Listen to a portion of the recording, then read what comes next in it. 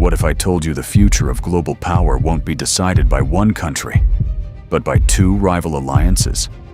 On one side, NATO, the most powerful military alliance in history. On the other side, BRICS, a fast-growing economic bloc challenging Western dominance. One controls unmatched military force. The other represents rising economic power and nearly half the world's population. If these two blocs compete for global influence, who actually wins? Today, we break down NATO versus BRICS in 2026. Economy, military strength, energy, currency power, and global reach. And by the end, you might see global power in a completely different way. Section 1. The alliances. First, let's understand the players. NATO was created in 1949 as a military alliance. Today, it has 32 member countries across North America and Europe. This includes the United States, the United Kingdom, Germany, France, Italy, Canada, and many others. Its main rule is simple. An attack on one member is considered an attack on all. Now let's look at BRICS. BRICS started with Brazil, Russia, India, China, and South Africa. But by 2026, it has expanded. New members include Saudi Arabia, the United Arab Emirates, Egypt, Iran, and Ethiopia. Unlike NATO, BRICS is not a military alliance. It is mainly focused on economic cooperation and reducing Western financial dominance. So right away, we see a key difference. NATO is built for war and defense.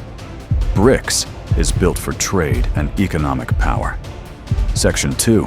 Economic power. Let's talk about money. In 2026, NATO countries together represent nearly half of global GDP, around 45 to 50% of the world's total economy.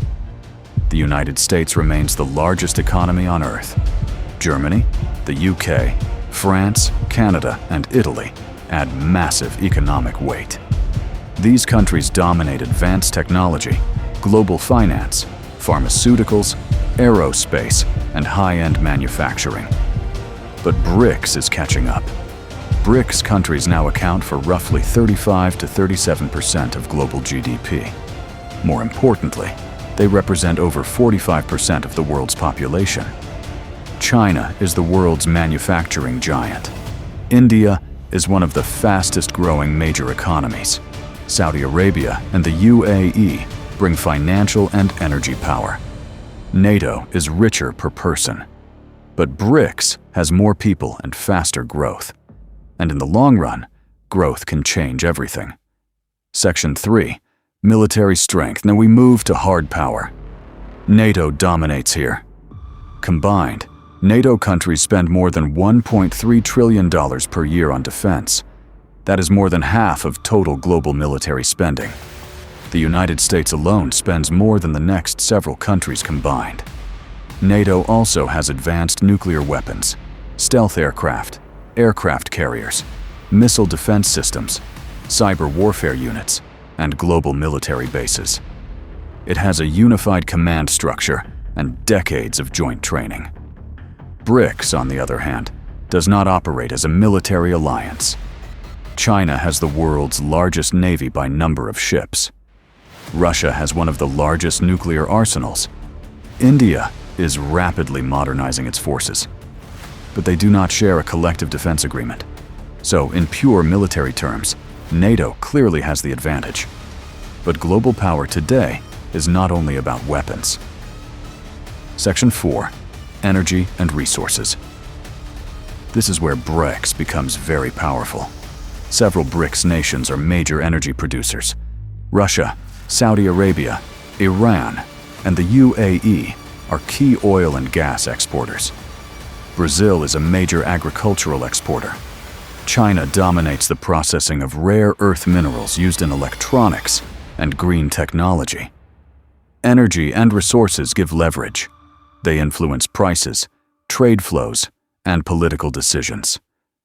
Many NATO countries, especially in Europe, rely heavily on energy imports. So while NATO leads militarily, BRICS holds strong cards in energy and raw materials. Section 5. Currency power. Now let's talk about money influence. The US dollar is still the dominant global reserve currency in 2026. Most international trade, especially oil, is priced in dollars. This gives the United States and its allies major financial power. Sanctions can cut countries off from the global financial system. That is a powerful tool. But BRICS is trying to change this. More trade is being settled in local currencies. China is pushing the use of the yuan in global trade. There are ongoing discussions about alternative payment systems and financial cooperation within BRICS. They have not replaced the dollar. But the challenge has begun, and currency shifts happen slowly, then suddenly. Section 6. Global influence. NATO countries still dominate traditional global institutions, advanced military alliances, and high-tech industries. But BRICS is expanding influence across Africa, Latin America, and parts of Asia.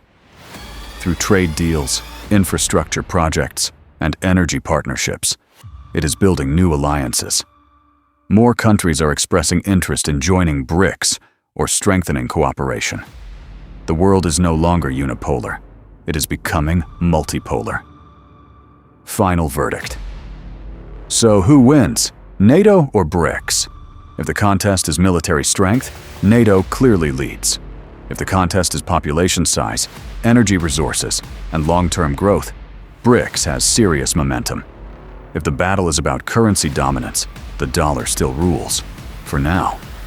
But global power is shifting. Slowly, gradually, strategically. The real question is not who wins today. The real question is, which alliance will shape the world in the next 20 years? Because the future of global power may not belong to one nation. It may belong to whichever alliance adapts faster in a changing world. And in 2026, the balance is still moving. The world is watching.